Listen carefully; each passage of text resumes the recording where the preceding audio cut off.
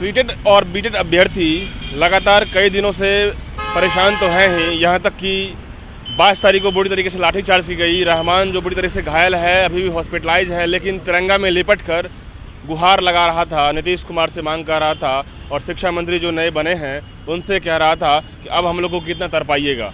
ऐसे में कई अभ्यर्थी यहाँ पे हैं, कई लोगों को तो कल जेल में डालने की बात चल रही थी, लेकिन ये लोग अब निकल गए हैं। हम इनसे ही जानेंगे कि आखिर एक धरना प्रदर्शन के जरिए आप लोगों के साथ क्या क्या चल रहा है, क्या क्या चल रहा है। देखिए सर, हम लोग धरना प्रदर्शन इसलिए कर रहे हैं कि हम लोग के जो मांग है वो पुरजोर तरीके से उसके बारे में कोई स्पष्ट जवाब शिक्षा मंत्री की तरफ से या फिर मुख्यमंत्री की तरफ से नहीं आ पा रही है। इसके चलते हम लोग लगातार प्रदर्शन कर रहे हैं अपनी मांगों को लेकर 1 to 8 प्राथमिक विज्ञप्ति के लिए। तो हम लोग को उसके लिए जो करना जहाँ तक संभव हो रहा है हम लोग कर रहे हैं, प्रयास कर रहे हैं। हम लोग आंदोलन भी कर रहे हैं। हम लोग जैसा कि आप जानते हैं कि हम लोग गर्दनी बाग में आंदोलन कर रहे थे पिछले महीने से ही लगातार। कल क्या सब हुआ है आप लोग के साथ? देखिए सर, 5 सितंबर को हम लोग के साथ हुआ था। 5 सितंबर को हम लोग गांधी मैदान में इकट्ठा हुए थे आंदोलन के लिए। तो वहाँ पर हम लोग को पुलिस चारों तरफ से बंद कर दिया। पूरी तरह से हम लोग गांधी मैदान में एकदम जेल की तरह एकदम कैद हो गए थे। और वहाँ से लेकिन हम लोग ने प्रशासन से गुहार लगाया तो उन्होंने आश्वासन दिया कि हम आपको मिलवाते हैं जिनसे आपको मिलना है। तो हम लोगों ने मांग रखी कि या तो मुख्यमंत्री जी से मिलवाइए या उप मुख्यमंत्री जी से। तो शिक्षा मंत्री क्या कह रहे हैं आप लोग? देखिए, शिक्षा मंत्री का अभी जो राजद के जो अभी गठबंधन की सरकार है उनका हमें नहीं लगता है कोई अस्तित्व है। जो करेंगे तेजस्वी जी करेंगे, नीतीश जी करेंगे। इसी को लेकर के जब हम लोग को गांधी मैदान में घेरा गया तो हमने सीधे तौर पर कहा कि हमें तेजस्वी जी से मुलाकात करवा दीजिए। तो प्रशासन ने सहायता की, 5 सदस्यीय टीम बनी और बाकायदे पुलिस अपनी गाड़ी पर हम लोग को ले गई पहले सचिवालय में भी अधिकारी लोग जो थे मीटिंग में व्यस्त थे। इसके बाद कहा गया कि आप लोग को तेजस्वी से मुलाकात करवाएंगे।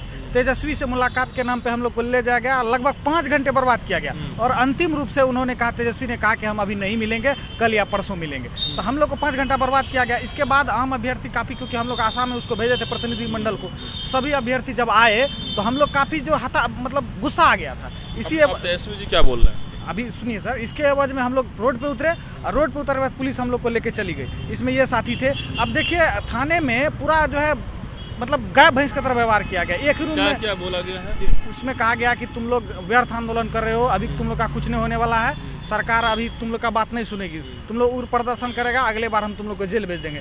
इस तरह का डॉक्यूमेंट नहीं था जो आप लोग को ऐसा प्रॉब्लम है? डॉक्यूमेंट वगैरह हम तो दिखाए, सारा चीज तो दिखाए। वो सीधा कह रहे कि तुम लोग जो उतर रहा है हमको ऊपर से प्रेशर है, तुम लोग को आगे करेगा तो हम छोड़ेंगे नहीं। ऐसे में स्टेट अभ्यर्थी का नहीं छोड़ेंगे, वो बताएंगे ना, जेल भेज देंगे। हाँ। आपराधिक धारा लगवाएंगे। हाँ। आपने देखा कि हमारे स्टेट पास अभ्यर्थी अनिल जी, हम लोग जो सीनियर है, सचिवालय थाना में प्रदर्शन कर रहे थे, उनको क्या किया गया, 4 आदमी को कमर में रस्सी बांध के, जिस तरह से बेरोजगार युवा नौकरी के लिए आता है तो बेरोजगार युवा को क्या कहता है, तेजस्वी के राज में कमर में रस्सी बांध कर उसको आपराधिक तौर पर उसको जेल भेजा गया। अभी उनकी बेल वगैरह की प्रक्रिया चल रही है। तो कहीं ना कहीं हम साथी अभ्यर्थियों को डराने का प्रयास किया गया है कि अगर रोड पर कि ये जो अभ्यर्थी हैं, ये अभ्यर्थियों को जबरदस्ती धारा पे धारा लगा करके रेला जा रहा है। क्यों रेला जा रहा है आप समझ सकते हैं कि पहले जो है अब बीजेपी और नीतीश कुमार साथ में सरकार चला रहे थे, अब तेजस्वी यादव के साथ सरकार चला रहे हैं। लेकिन अब बात आती है नौकरी की, बात आती है शिक्षक की, बहाली की, नोटिफिकेशन की, तो ज़बरदस्ती इनका रेलाई चल रहा है। और ये अब अभ्यर्थी क्या करेंगे? ऐसे में ये बताइए कि हम सीधा पूछेंगे कि क्या तेजस्वी यादव कुछ करेंगे?